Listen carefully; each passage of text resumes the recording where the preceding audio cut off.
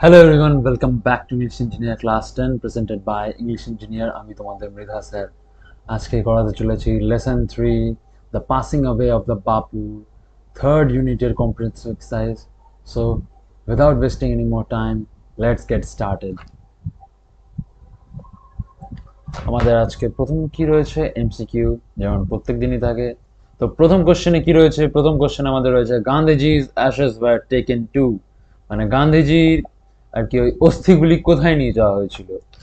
Option A Ahmedabad, option 2 Allahabad, option 3 Delhi, option 4 Benaras. উত্তর কি হবে? উত্তর হবে এলাহাবাদ। আচ্ছা, এলাহাবাদ বলতে হচ্ছে বর্তমানে প্রয়াগরাজ। পরের কোশ্চেনে যাওয়া যাক। পরের কোশ্চেন কি আছে? A huge crowd had gathered by the, মানে একটা বড় ভিড় কোথায় জমা হয়েছে? উত্তর হবে গ্যাঙ্গিস। মানে মানে গান্ধীজির আর কি যেখানে অস্থি বিসর্জন করা হচ্ছে, মানে গঙ্গায়, সেখানে একটা খুব বড় পরিমাণে ভিড় জমা হয়েছে। পরের কোশ্চেনে কি আছে? পরের কোশ্চেনে আছে Gandhiji awakened people to one another's, মানে গান্ধীজি মানুষজনকে একে অপরের কিসে জাগ্রত করেছেন? ইনডিফারেন্স, মানে জাস্ট লাইক কিছুই যায় আসে না। জেলেসি, হিংসা, সাফারিং মানে বেদনা কষ্টে, ফুল গ্রিড মানে লালসায়। গান্ধীজি আমাদের ভারতবাসীদের কি কি বলে কিসের প্রতি জাগ্রত করেছে? এটা হবে সাফারিং, মানে গান্ধীজি আমাদের ভারতবাসীদের একে অপরের কষ্টে জাগ্রত হওয়া শিখিয়েছেন। মানে তার কষ্ট হলে আমারও কষ্ট হতো, ব্যাপারটা হচ্ছে কিছুটা এরকম।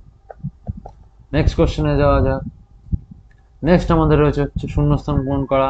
প্রথম কোশ্চেন কি রয়েছে? পিপল অন দ্য ট্রেন, মানে যেসব ব্যক্তিরা আর কি সেই স্পেশাল ট্রেনে ছিল তারা কি করছিল? পার্টি করছিল না।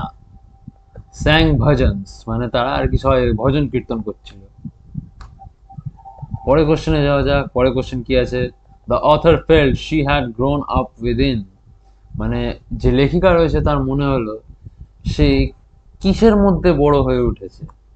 উত্তর হবে এ ম্যাজিক সার্কেল, মানে যে লেখিকা রয়েছে তার মনে হচ্ছিল সে এতদিন একটা জাদুই গোলকের মধ্যে থেকে বড় হয়েছে, মানে একটা সুরক্ষার কবচের মধ্যে থেকে, যেটা কিনা এখন তার মাথার উপরে আর নেই।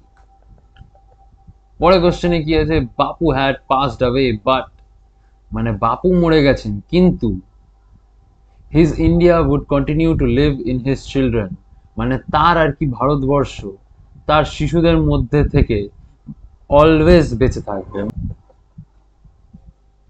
আচ্ছা, আমাদের এখানে কি রয়েছে? স্টেটমেন্ট আর চার্ট, মানে যে স্টেটমেন্ট দেওয়া রয়েছে তার কারণটা লিখতে হবে, আর যে কারণটা রয়েছে তার স্টেটমেন্টটা লিখতে হবে। তো প্রথমটা কি আছে? People did not weep anymore, মানে মানুষজন আর কান্না করছিল না, তাদের চোখের জল এখন একটা সীমায় চলে এসেছে, তাদের চোখে থেকে আর জল পড়ছে না, শুকিয়ে গেছে তাদের চোখের জল। স্টেটমেন্ট কি হবে? People could feel Gandhiji's presence amid the flowers and the songs, মানে মানুষজন আর কি গান্ধীজির উপস্থিতি ফিল করতে পারছিল সেই ফুল, সেই গন্ধ আর সেই গানের মাঝে।